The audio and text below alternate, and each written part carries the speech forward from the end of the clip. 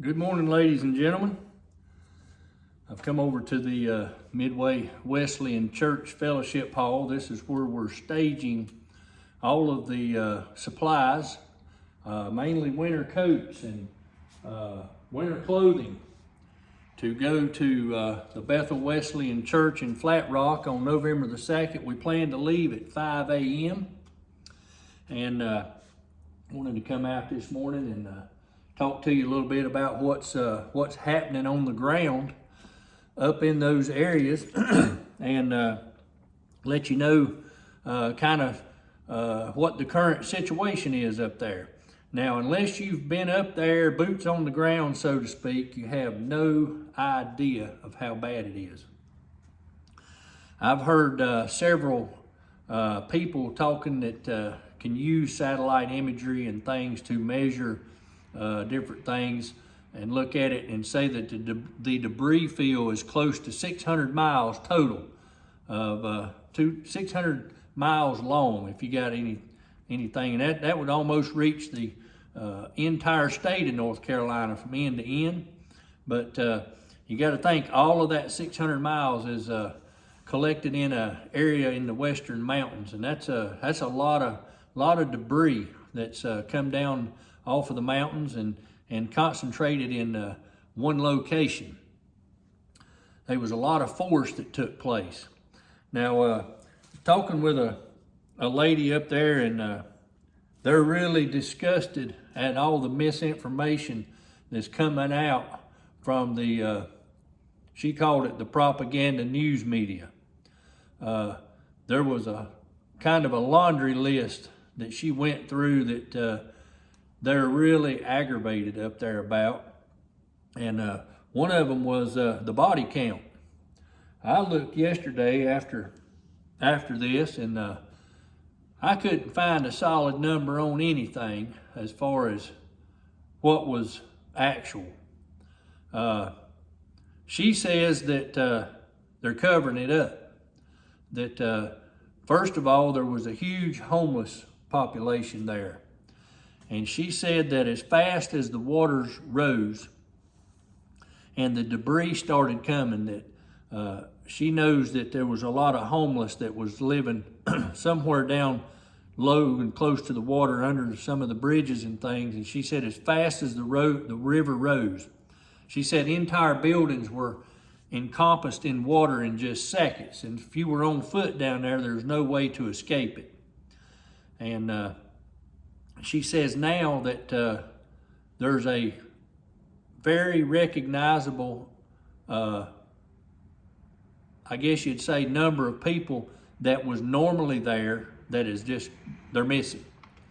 And the homeless population there, you know, they're probably not going to have family or anything to be able to report them missing. So they're just, they're not on the books, let's put it that way. She said that she thinks one reason was accountability, and that was due to all of those dams, the lakes. I think there was 2 or 3 lakes above that. She said that when they opened all those floodgates at one time, and nobody knew it was coming, and she said that just added to it, and that was what caused all of the rise of the water so fast.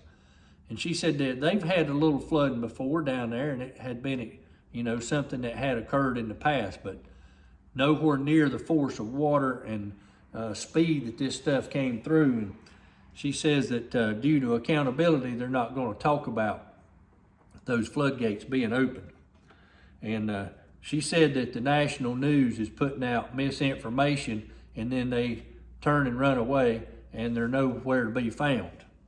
And she said that the news has also reported that water was back on. She said that's another water misinformation by the national news. She said the water's not on.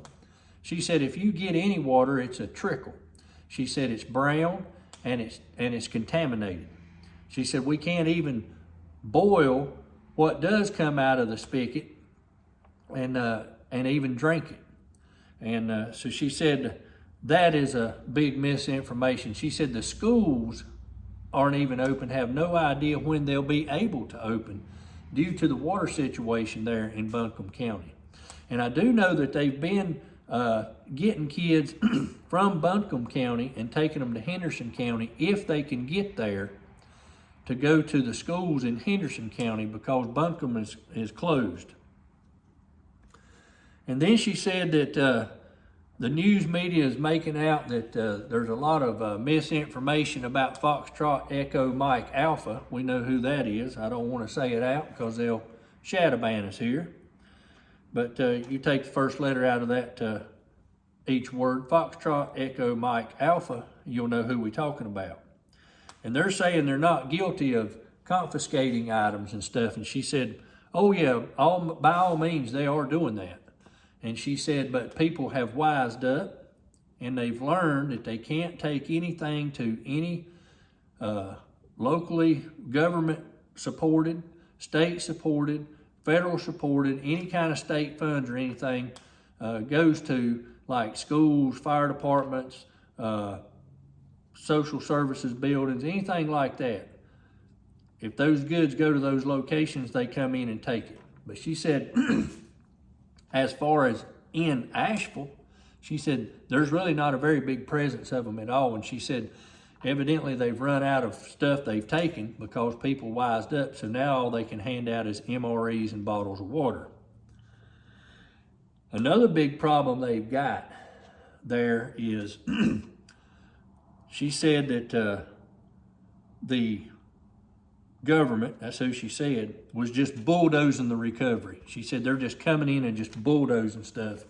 And people's very upset about that because there's still a lot of people missing. Now, I looked yesterday when she said a lot of people missing. I don't know what, but I noticed on the news or online, different news outlets saying there was just 20 people missing. And they also said there was only 95 dead. But sources inside two different sheriff's departments said they found 70 bodies alone in Lake Lure. And they quit counting because they had identified locations and I guess maybe sent up a buoy or something when they found them. And that it was so bad they was asking for large numbers of body bags, but that doesn't coincide with what the mainstream media is telling.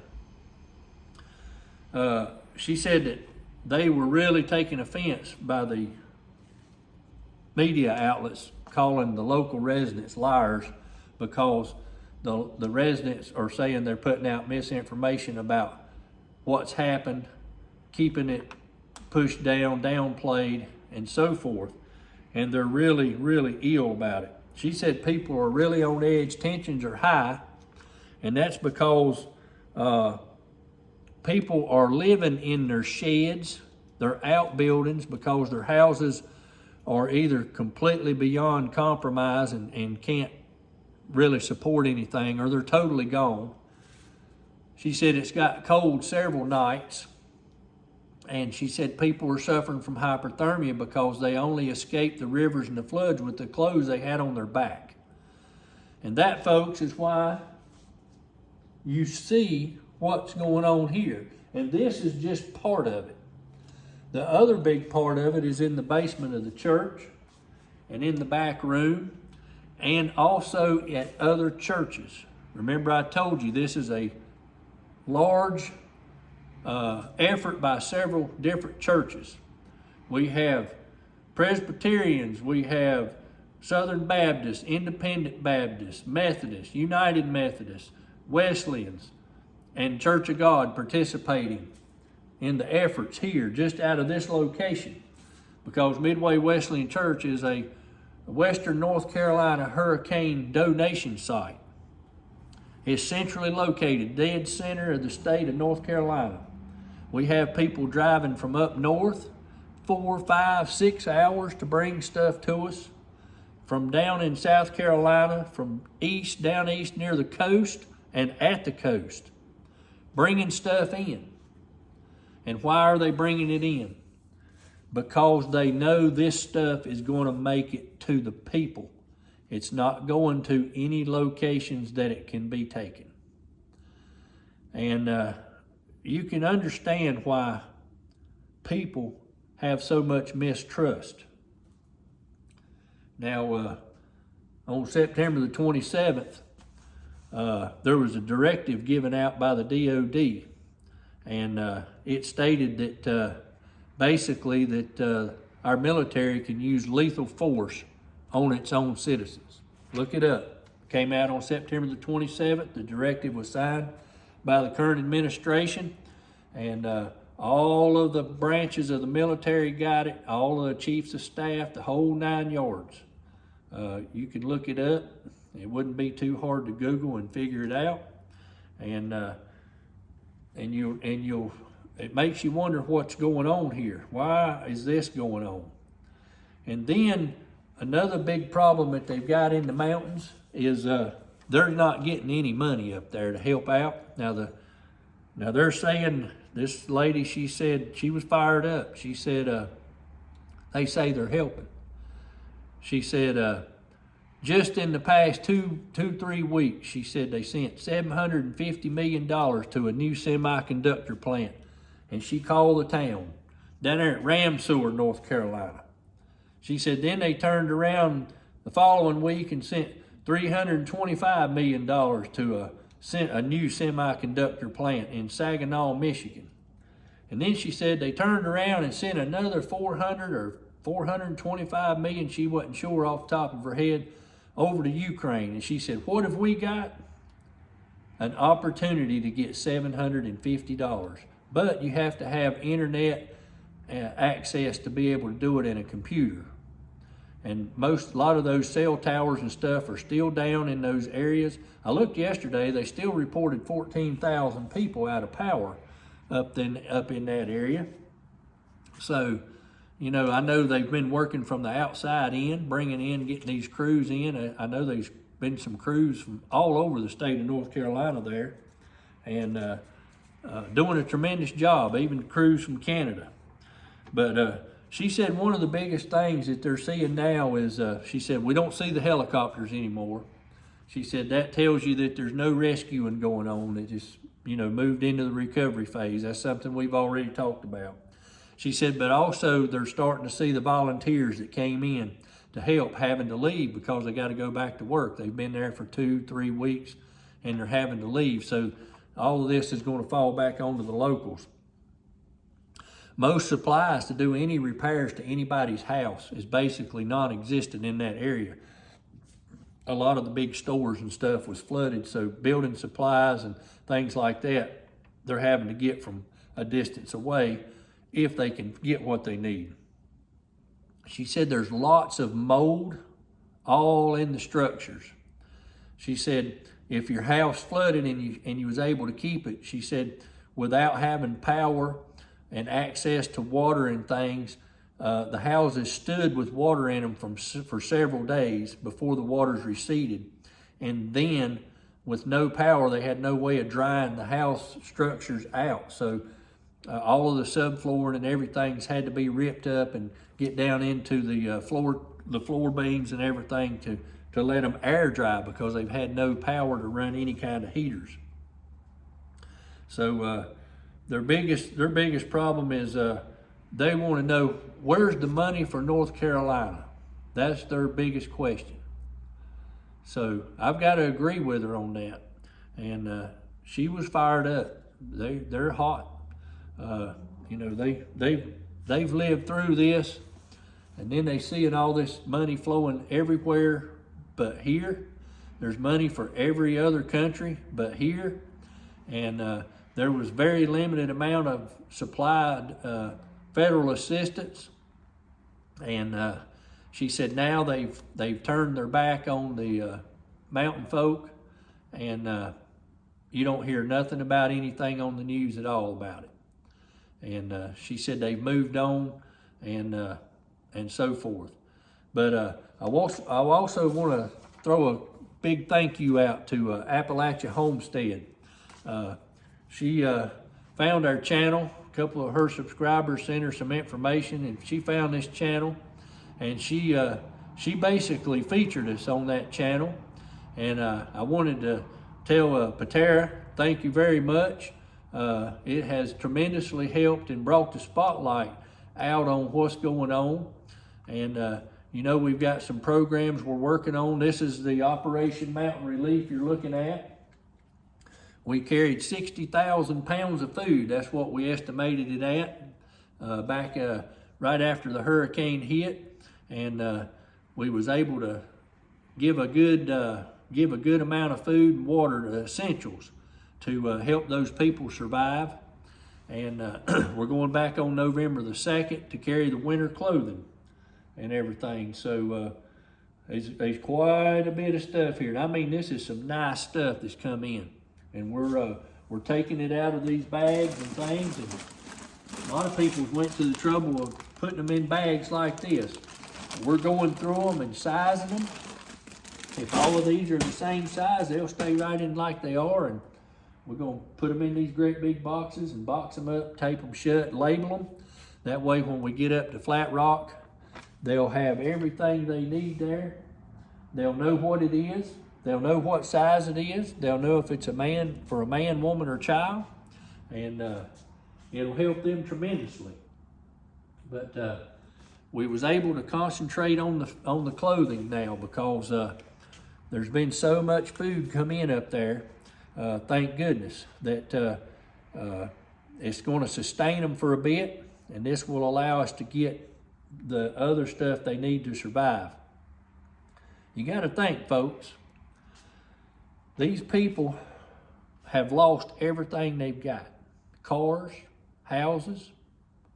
Then there's some that's got a house, but is compromised, or they don't have any cars.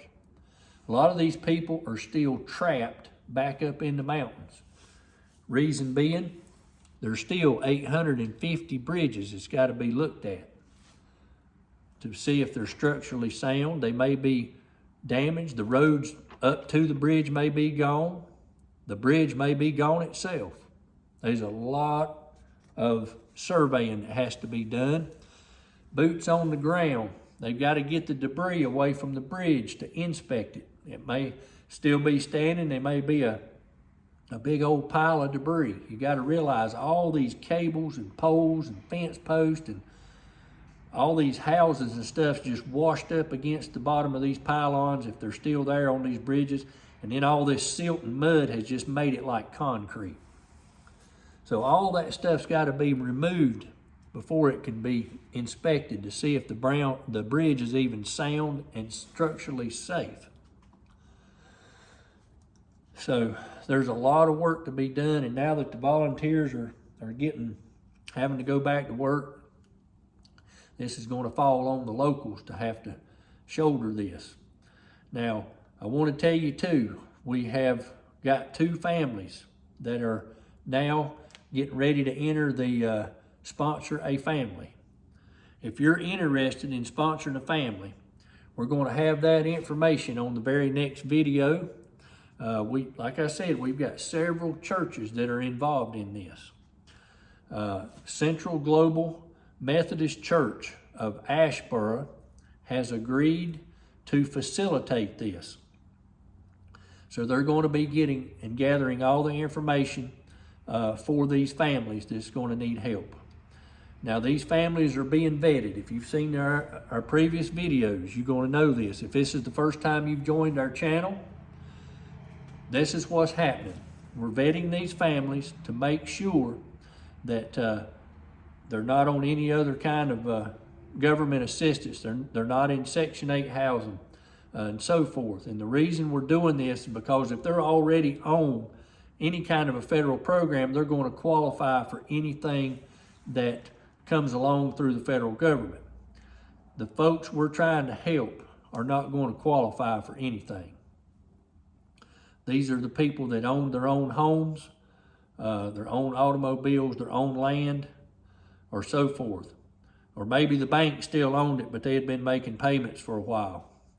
And what we're hearing is, I hadn't heard of anybody yet have a successful encounter with the insurance companies on paying any of this stuff that's happened. They're all saying, well, they didn't have flood insurance. And if they had it, they're saying, we're not going to cover it because the earth moved. So just to be frank, don't know if this is gonna, any of these people that's lost anything is gonna have any coverage.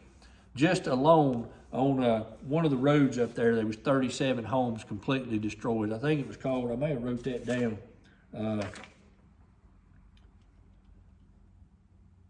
Green Cove or something like that. Anyway, doesn't matter.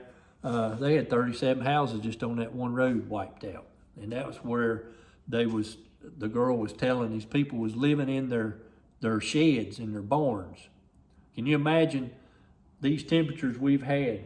They've had 3 freeze warnings just last week, and they had snow and sleet in Yancey and Mitchell County. Can you imagine being stuck up in there because you can't get out? All the little bridges and creeks that you had to cross to get to the main road, the private bridges are washed out, gone. And the switchbacks that they come around down through the mountain, they're washed out. You can't even get off the mountain unless you have an ATV or a horse. And some of these people didn't have that. So they're stuck up in the mountains. I'm sure they could come out. You know, the volunteers are going in and giving them food and blankets and stuff, but they're living in their barns. Now, why would they not come out? Just think about it, folks. They've lost everything they got. The only thing they got left was the clothes they had on their back, the storage building maybe, the barn maybe, and the land that they're sitting on. So they're not going to leave. These people are going to stay right where they're at because they don't trust what could possibly happen. And that directive that came out makes you wonder what's going on. And you just can't, this day and time, you can't really trust anything. I've always been one to say, don't trust anything you hear and only trust half of what you see, and verify everything that you even think might be the truth. I appreciate you joining us this morning. Once again, thank you to Appalachia Homestead, Patera. I hope we do get to meet sometime. And I know you're up in East Tennessee, from the other side of the mountain range. We're a couple hours from the devastation here, but we have family and friends in those mountains. But from the other side of the mountain range, we want to give you and send you our sincere thanks. The Lord is in control. Continue to pray for these folks. They need it. And it's a long recovery process. Pastor Tim Clark at Bethel said it best. This is not a sprint. It's going to be a marathon. Thank you for joining. If you have any donations or anything you'd like to send to help out, those donations, I'm going to attach a QR code in the description here. This is a QR code to the Midway Wesleyan Church. When that money comes in, the ladies go out and purchase exactly what Tim says is in desperate need at the time, and we get that stuff ready to go on November the 2nd. You can check out that QR code. You can send a check if you want to Midway Wesleyan Church. That'll be 331 Worthville Road, Randleman, North Carolina, 27317. You can also send donations to the Central Global Methodist Church in Asheboro. Their address is 300 South Main Street, Asheboro, North Carolina, 27203. Now, those of you that's interested in Project Santa, that is beginning to roll. There's a lot of logistics to that, but I can give you the post office box to Project Santa. That's going to be to help the children in need, and these are children that are also being vetted with the same qualifications that Sponsor a Family is going to have. And if you want to send a donation to Project Santa so that these kids that are school age are going to be able to have Christmas this year, you can send a check to Project Santa, P.O. Box 175, Denton, North Carolina, 27239. we're going to have more information coming on these 3 programs and also on our donations here. And that'll be in a future video. Hopefully today we're going to have some more information on Project, the Sponsor and the Family, and give you some updates on the Project Santa as well. And I did tell you that we've got 2 families that are qualified so far for the Sponsor a Family. I've had several calls too, by the way. One came in from Tennessee last night, and one came in from Chicago, Illinois yesterday. We've also had some churches around the Piedmont area of North Carolina, central North Carolina, to express interest in also sponsoring a family to help these families get back on their feet. So, you know, when you've invested everything you've had in your home and stuff to get it paid off, and something like this happens, and the insurance is possibly not going to pay or will not pay, that bank mortgage is still there. So, you know, these banks can turn around and take the land and the house and whatever, but these folks, they're going to need our help, and they're not going to qualify for it federally. Thank you for joining this morning. Shout out once again to Appalachia Homestead. We're glad to have your subscribers that they've a bunch of them come over to watch. And we sure welcome you to the channel here, and hope you all have a blessed day.